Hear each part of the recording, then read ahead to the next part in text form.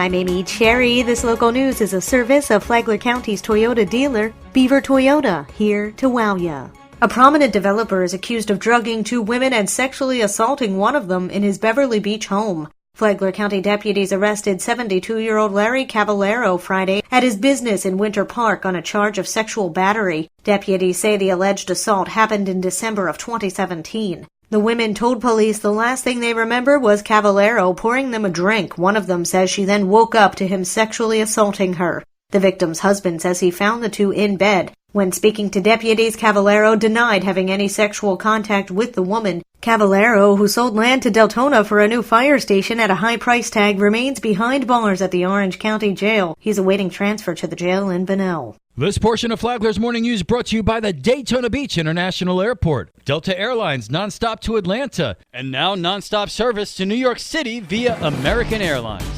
A carjacking suspect from Volusia County is arrested by the Flagler County Sheriff's Office over the weekend. John R. King reports. Deputies received an alert from Volusia County around 4:30 Saturday afternoon that a carjacking suspect was entering Flagler County on I-95 northbound in a stolen white mail truck. After locating the vehicle, deputies took over the pursuit and prepared to deploy stop sticks. But as they did so, the suspect intentionally swerved and drove the mail truck directly toward a deputy. He missed, but then swerved to the other side of the road to try and strike another deputy. Authorities say at that point, the back tire of the mail truck struck the stop sticks, resulting in the suspect losing control and crashing into a guardrail at mile marker 280, where he flipped the truck. He was then taken into custody and transported to Advent Health Palm Coast for a medical evaluation. The suspect was identified as 29-year-old Jesse Estep and was charged with grand theft auto, aggravated fleeing and eluding, and 2 counts of aggravated assault on a law enforcement officer. He also faces charges in Volusia County, and because a U.S. postal vehicle is involved, he might also face federal penalties. From the WNZF Newsroom,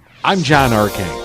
4 people are arrested after deputies say they fled in a stolen vehicle. With more, here's Tony Magoo. Just before 5:30 Friday night, the Flagler County Sheriff's Office received a call of a reckless driver on I-95. A few minutes after that, a license plate reader hit on a stolen vehicle that matched the description of the vehicle they were looking for. The stolen vehicle was spotted. Patrol deputies used stop sticks in an attempt to stop them, and the driver eluded the deputies and drove off in a reckless manner at a high rate of speed. At that point, the sheriff's deputies pulled the plug on the apprehension. For the community's safety, 4 subjects were soon located in the wood line near Banbury Lane. They are Jamari Overstreet, age 18, Stephen Johnson, age 20, Heron Burson, age 18, and James Sims, just 16. Sheriff Rick Staley said, "This is another great example of our teamwork, technology, and strategies working to quickly apprehend criminals with support from the community." By 6:30 that night, all subjects were placed under arrest and sleeping soundly in their beds in the Sheriff Perry Hall inmate detention facility. For Flagler's Morning News, I'm Tony Magoo.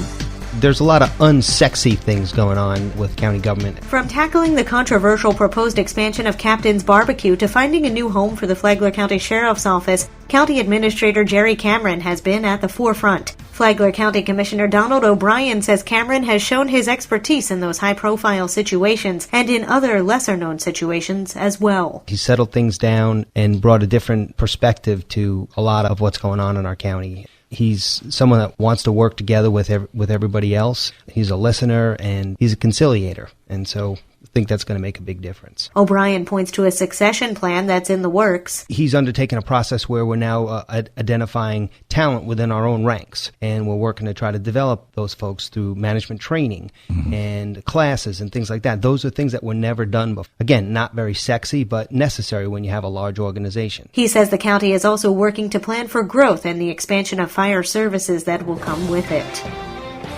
The vision of the Flagler Auditorium is investing in the arts for our community. The Auditorium's new director, Amy Fulmer, says that won't change. The Auditorium has the same vision, but we'd like to expand that vision a little bit more. Fulmer said she wants to include other community arts organizations. She said that the Auditorium wants to work with the city on its new adventures. Fulmer says she's already working on that. The last 2 years, I became the Arts Outreach Chair, so I actually encouraged our arts teachers to go out in the community and meet the community. Fulmer said that put her on her way to her current position of Flagler Auditorium's executive director.